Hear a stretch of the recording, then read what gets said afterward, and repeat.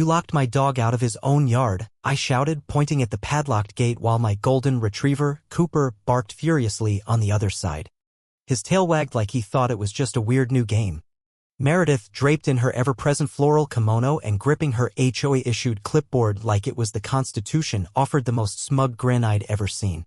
"Community safety," she declared, as if that explained everything. I didn't realize the full absurdity until I watched the footage from my security camera. There she was, Meredith herself, personally fastening the chain and padlock to the shared access path just minutes before Cooper had wandered off on his morning adventure. She even waved at the camera.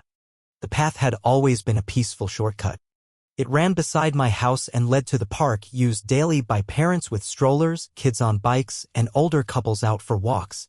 It wasn't fancy, but it was essential. Technically, the strip of land was a weird sliver between private properties, never under HOA jurisdiction. But no one questioned it until Meredith weaseled her way into the interim HOA chair role during last fall's pumpkin patch election, bribing neighbors with gluten-free brownies. At first, she seemed harmless. She sent out Comic Sans-ridden newsletters, hosted 6 a.m. yoga no one attended, and issued citations for wind chimes and decorative mailboxes. But the moment she touched that path, everything changed. It was a Monday. I had just poured my first coffee when I realized Cooper wasn't back yet. I walked outside in my robe and found him pawing at the locked gate, looking confused. Hanging from it was a laminated sign, "Private Access, HOA Members Only, approved by Safety Policy 4.7b. What was 4.7b? Fuming, leash in hand, I stormed over to Meredith's self-declared HOA Palacia home decked with seasonal flags and an ominous doorbell camera. She opened the door with that preemptive smirk. "We're protecting the community," she chirped. "Unsupervised animals. Unfamiliar individuals. You mean my dog and Mrs.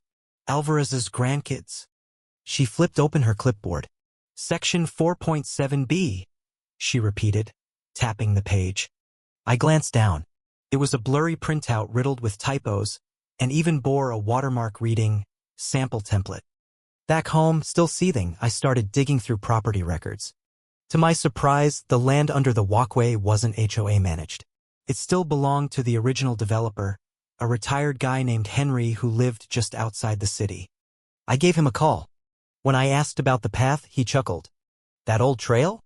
HOA didn't want to pay liability back then, so I held onto it. Would you be willing to sell?" We met that Thursday at a diner.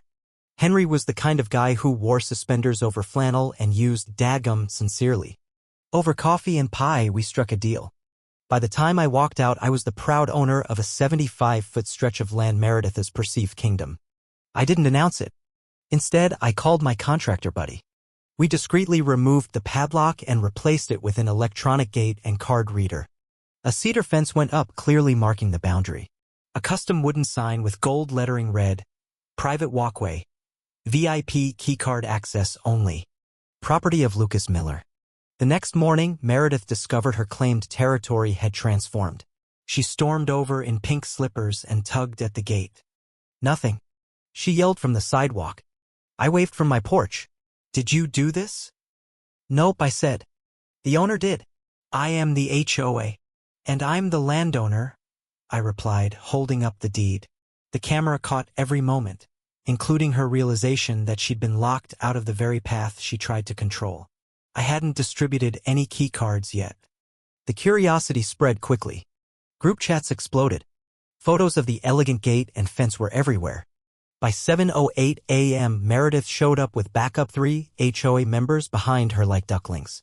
She tried everything on the keypad. 00000, 1234. Even care. Nothing worked. "You can't just take public access," she yelled. "It was never public. It wasn't yours. It's mine. Bought and paid for." Her face turned red. Neighbors started gathering. Some brought popcorn. James, a father of 2, stepped forward. "You're the reason this happened, Meredith. You locked us out without a vote."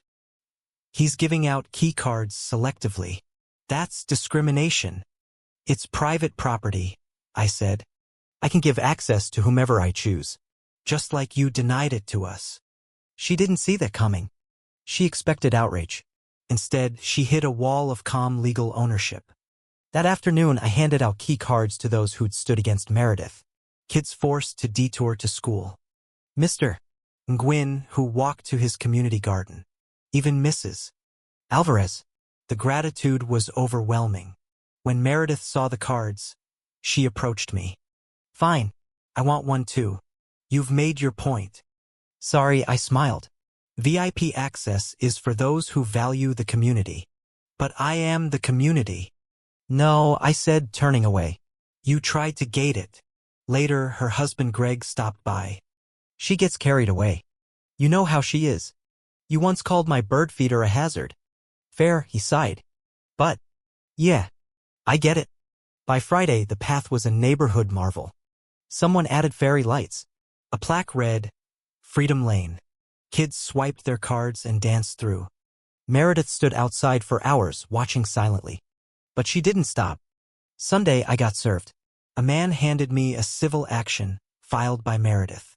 It was hilariously amateur. Typos, made-up laws, a lawyer named Kevin B. Rowe Esq, whose office was a UPS store. I called Priya, my real attorney. She laughed for a full minute. This is a tantrum, but I'll handle it. We went to court. Meredith wore a blazer 2 sizes too small and clutched binders with color-coded tabs. Kevin looked like a man who once sold vacuums door to door. Judge McMillan, stern and no-nonsense, wasn't impressed. Meredith accused me of dividing the community and weaponizing exclusivity. Priya handed over 3 documents, the easement map, the deed, and an email from Meredith announcing the padlock. Who owns the land? The judge asked. I do. Was the HOA ever granted jurisdiction? No. Was there a vote to install the padlock? No. Meredith sputtered about emergency powers. The judge raised an eyebrow. For what emergency? Rumors. Loose dogs. Suspicious people. Priya presented security footage, Meredith locking the gate and waving smugly at the camera. Case dismissed. With prejudice. She had to pay my legal fees. An audit of HOA spending was ordered. It was a mic drop moment. Back home, the mood shifted. Neighbors smiled more. Meredith's influence cracked. The board called an emergency meeting. Residents shared grievances, fines for lawn gnomes, shade distances from trees, scooter bans. Meredith was suspended. The walkway became a symbol. Kids chalked thank you notes.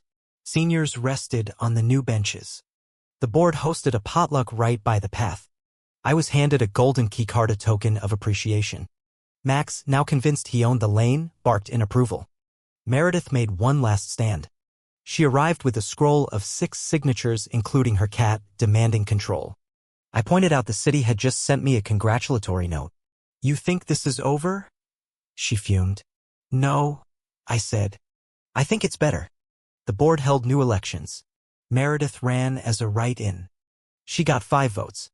Her husband voted for Max. With fresh leadership, the HOA issued an apology and thanked me for improving the community.